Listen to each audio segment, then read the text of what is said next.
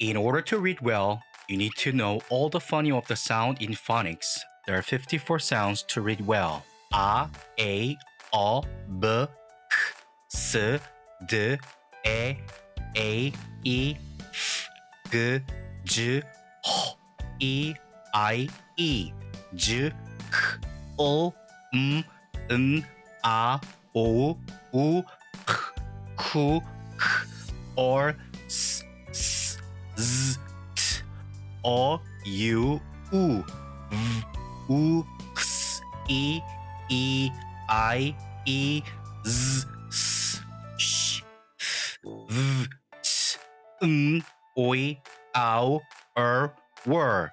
These are all the words that you have to remember to read well. Thank you for listening.